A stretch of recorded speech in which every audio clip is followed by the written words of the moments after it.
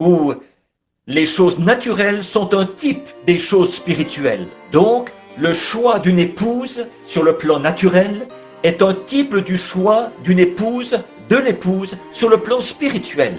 Or, c'est une affaire sérieuse, ça, quand on s'apprête à choisir sa femme pour un homme, car ces vœux-là, c'est jusqu'à ce que la mort nous sépare. Nous devons nous y tenir, tel quel. Et c'est devant Dieu que vous faites ce vœu, que seule la mort vous séparera. Je pense que nous devrions, un homme saint d'esprit, qui fait des projets d'avenir, il devrait faire très attention en choisissant sa femme.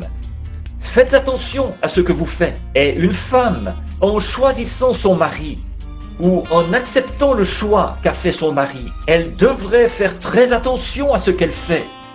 Et particulièrement de nos jours, un homme devrait réfléchir et prier avant de choisir sa femme. À mon avis, aujourd'hui, la raison pour laquelle nous avons maintenant autant de cas de divorce, au point que c'est nous, l'Amérique, qui sommes au premier rang mondial pour les cas de divorce.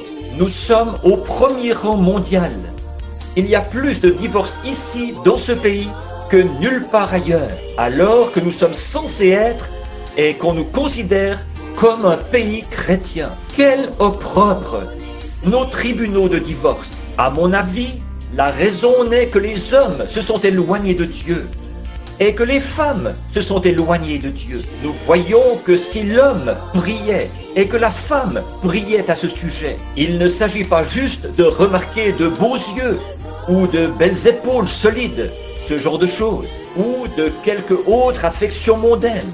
Mais s'il regardait d'abord à Dieu et disait « Oh Dieu, est-ce ton plan ?» Je trouve qu'aujourd'hui, il y a tellement de tricheries, comme à l'école par exemple. Quand les enfants passent à la maison le matin, beaucoup d'enfants du voisinage qui sont mes amis, passent à la maison et ils disent « Frère Branham, voudriez-vous prier pour nous ?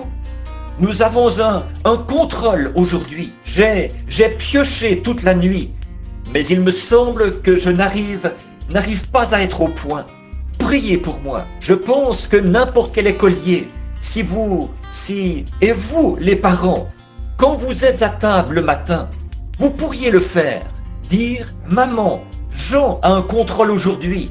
Prions maintenant pour lui. Je pense que ce serait mieux que tout ce que vous pourriez faire d'autre, ou que de regarder sur la feuille de quelqu'un d'autre et de tricher. Je pense que vous devriez en parler et prier à ce sujet. Et si nous examinions ce que nous sommes en train de faire, quand nous projetons de nous marier, quand nous choisissons notre femme, notre mari, si nous examinions la chose à fond, un homme devrait prier avec ferveur, parce qu'il pourrait ruiner toute sa vie. Souvenez-vous que ce vœu, c'est jusqu'à ce que la mort nous sépare. Alors, il pourrait ruiner sa vie en faisant le mauvais choix. Or, s'il le sait qu'il fait le mauvais choix et qu'il épouse une femme qui n'est pas digne d'être son épouse, mais qu'il le fait quand même, alors c'est sa faute. Si vous, en tant que femme, vous prenez pour époux un homme en sachant qu'il n'est pas digne d'être votre mari, alors c'est votre faute à vous,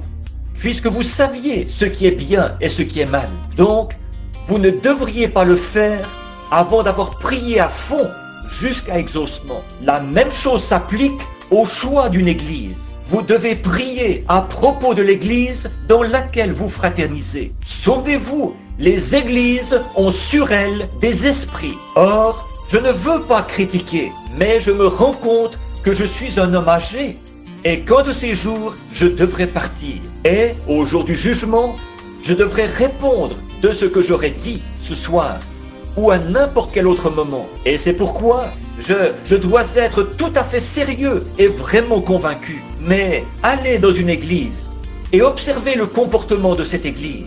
Puis, en observant un peu le pasteur, généralement, vous constaterez que l'église agit comme le pasteur. Parfois, je me demande si ce ne sont pas les esprits les uns des autres que nous recevons au lieu du Saint-Esprit. Allez quelque part où le pasteur est très extrémiste et tout excité.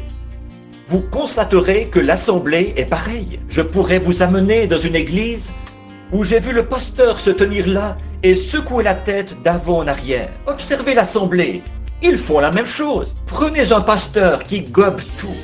Généralement, l'Église va faire la même chose. Alors, si j'avais à choisir une Église, je choisirais une Église véritablement biblique. Une Église fondamentaliste du plein évangile. Si j'avais à en choisir une où on voyait ma famille, choisissez.